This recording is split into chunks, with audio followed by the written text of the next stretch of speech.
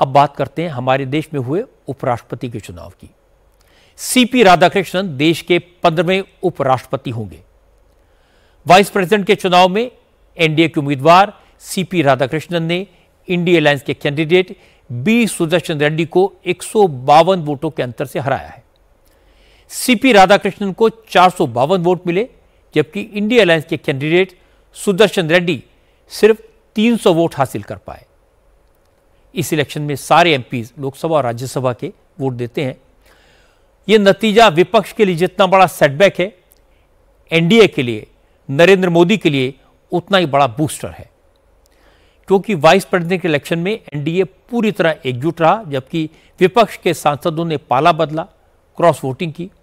हालांकि उपराष्ट्रपति के इलेक्शन में सीक्रेट वोटिंग होती है, कोई व्हिप जारी नहीं होता, अंतरात्मा की आवाज पर सांसदों को वोट करना होता है, और विपक्ष के कुछ सांसदों ने अंतरात्मा की आवाज पर एनडीए के उम्मीदवार सीपी राधाकृष्णन को वोट दे दिया। विपक्ष के कम से कम 14 सांसदों ने क्रॉस वोटिंग की। असल में उपराष्ट्रपति के चुनाव में राज्यसभा और लोकसभा के कुल 781 सांसदों को वोट देना था।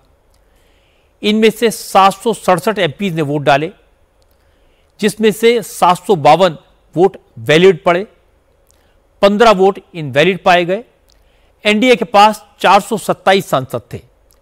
इसके अलावा जगनमोहन रेड्डी की पार्टी वाईएसआरसीपी के 11 सांसदों ने भी एनडीए कैंडिडेट के फेवर में वोटिंग की।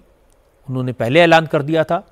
इस हिसाब से एनडीए के पास कुल 438 वोट थे, लेकिन सीपी राधाकृष्णन को मिले 452 वोट। इसका मतलब विपक्ष के 14 सांसदों ने एनडीए के उम्मीदवार के पक्ष में क्रॉस वोटिंग की। क्योंकि सीपी राधाकृष्णन तमिलनाडु से आते हैं, इसलिए जैसे ही सीपी राधाकृष्णन की जीत का ऐलान हुआ, दिल्ली से लेकर तमिलनाडु तक सेलिब्रेशन शुरू हो गया।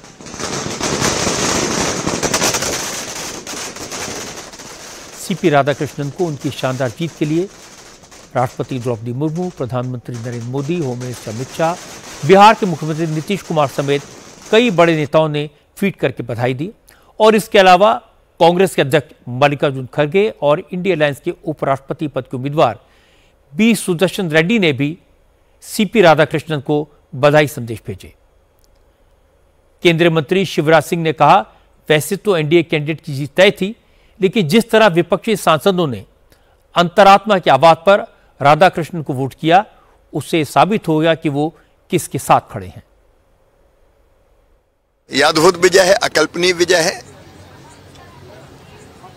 और इस विजय ने सिद्ध कर दिया है कि देश का विश्वास किन में है, क्योंकि चुने हुए प्रतिनिधियों ने वोट डाले थे। ये अंतरात्मा की आवाज पे लोगों ने वोट दे दिए और ये सिद्ध कर दिया कि वो किसके साथ खड़े हैं।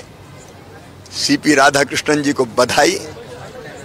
वो अद्भुत व्यक्तित्व के धनी है, विलक्षण नेता है, समाज से भी है, कल्पनाशील मस्तिष्क है उनका, और हमें सौभाग्य मिलेगा कि उनके संरक्षण में राज्यसभा का संचालन होगा और उनके संरक्षण में काम करने का अवसर मिलेगा।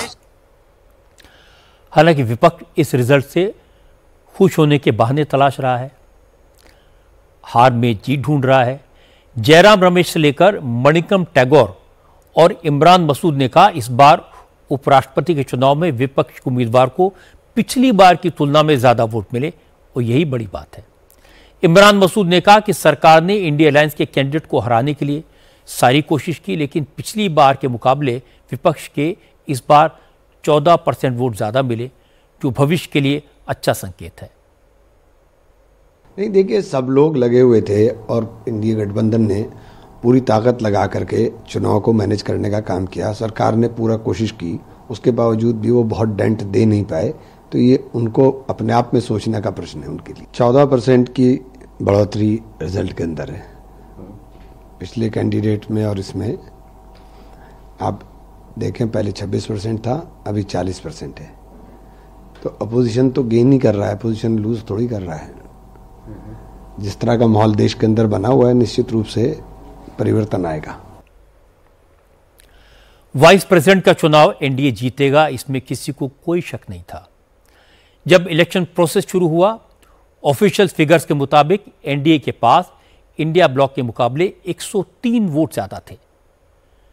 लेकिन मोदी के कैंडिडेट सीपी राधाकृष्णन ने राहुल गांधी के ब्लॉक से 152 वोट ज्यादा पाकर सबको चौंका दिया।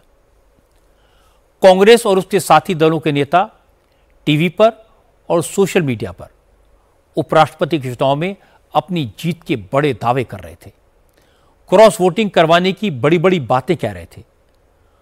कुछ लोगों ने तो यहां तक लिखा कि राहुल गांधी मलेशिया में टीडीपी और जेडीयू के नेताओं से सीक्रेट मीटिंग करने गए थे, वो भी स्कूटर पर बैठकर।